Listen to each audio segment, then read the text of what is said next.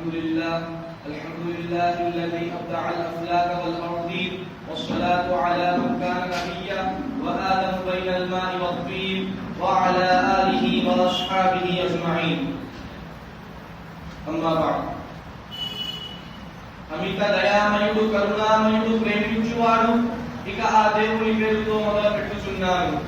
గౌరవనీయులు పెద్దలు, సమావేశానికి హాజరైన సోదరులందరికీ అస్సలాము అలైకుం వరహ్మతుల్లాహి వబరకాతుహు.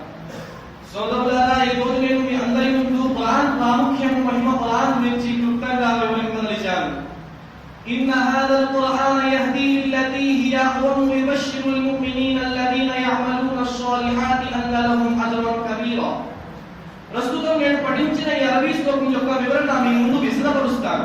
ఇహలోకమందు సౌఖ్యం, పరలోకమందు మోక్షం పొందడానికి అన్నిటి మించిన దారి ఏదైతే ఉందో అలాంటి దారి చూపుతుంది ఈ ఖురాన్. మరియు మానవానికి సువార్త వినిపిస్తుంది ఈ ఖురాన్. ఎవరైతే దేవునిపై విశ్వాసం ఉంచుతారో, ఎవరైతే దైవ ఆజ్ఞను ప్రవక్త గారి ఆచరణను ఆచరిస్తారో వారికి మంచి ఫలితాన్ని ఇస్తుంది ఈ ఖురాన్. ఎవరైతే దైవంపై నమ్మకం, ప్రళయ దినంపై విశ్వాసం ఉంచారో వారి కొరకు ఆ దేవుడు కఠినమైన నరకం సిద్ధపరిచి ఉంచాడు. అలాంటి నరక శిక్ష నుంచి దైవం మమ్మల్ని కాపాడుగాక.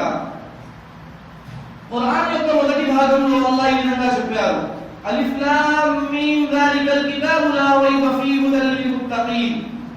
భావం: ఈ ఖురాన్ గ్రంథం ఎలాంటిదంటే ఎవరు ఎక్కడ దీనిని అనుమానించవలసిన అవసరం లేదు. దైవంపై భయభక్తులు గల వారికి మంచి దారి చూపుతుంది ఈ ఖురాన్. ఉదాహరణకు, మనకు ఏదైనా జబ్బు చేస్తే మనం డాక్టర్ వద్దకు వెళ్తాం.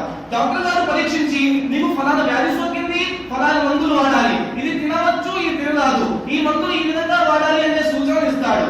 డాక్టర్ గారు చెప్పినట్టుగా చేస్తే మనం రోగం నుంచి రక్షణ పొందుతాం.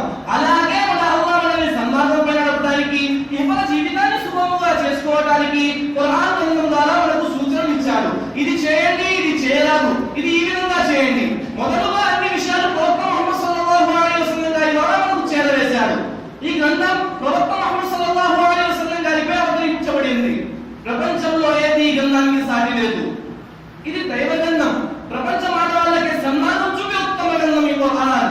ఈ ఖురాన్ ఎవరిపై అవతరింపబడిందో వారు సత్యవంతులు.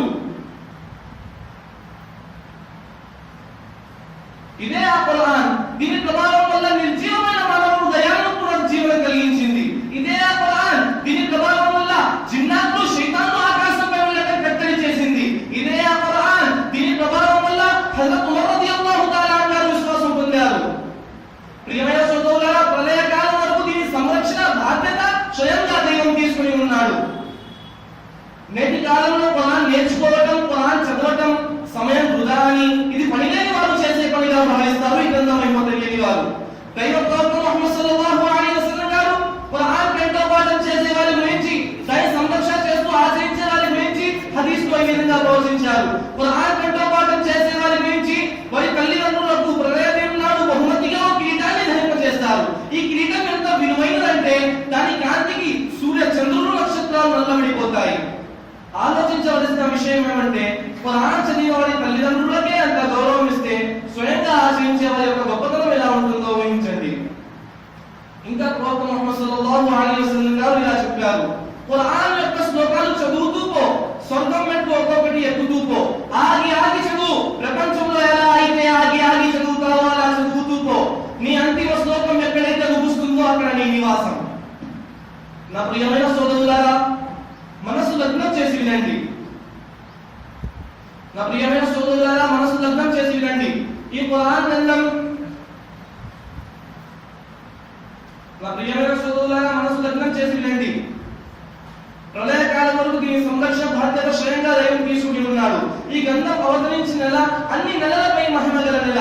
ఈ ఖురాన్ గ్రంథం అవతరించిన రేయి 1000 రాత్రుల కంటే మహిమ గల రేయి. ప్రవక్త ముహమ్మద్ సల్లల్లాహు అలైహి వసల్లం గారు హదీస్లో ఈ విధంగా ప్రవచించారు: ఈ దైవవాణికి అన్ని వాణులపై ఎలాంటి గొప్పతనం ఉంది అంటే దైవవాణికి సమస్త జీవరాశులపై ఉన్న గొప్పతనం లాంటిది. నా ప్రియమైన సోదరులారా, ఒక హాఫీజ్ అంటే ఖురాన్ కంఠోపాఠం చేసి దానిపై ఆచరించే వారి విలువ దేవుని వద్ద ఎంతగా ఉంటుందంటే, నరకానికి అర్హత పొందిన 10 మందికి తన సిఫారిషుకు దైవాన్ని వేడి ఆ నరక నివాసులకు స్వర్గానికి పంపగల స్థితి దేవుడు ఒక హాఫీజ్ కి ప్రసాదించారు. ఈ ఖురాన్ స్వయాన దైవవాణి. ఈ ఖురాన్ ను ప్రభవింప చేయవారు సత్యవంతులు. ఈ ఖురాన్ గ్రంథం ఎవరిపై అయితే అవతరించిందో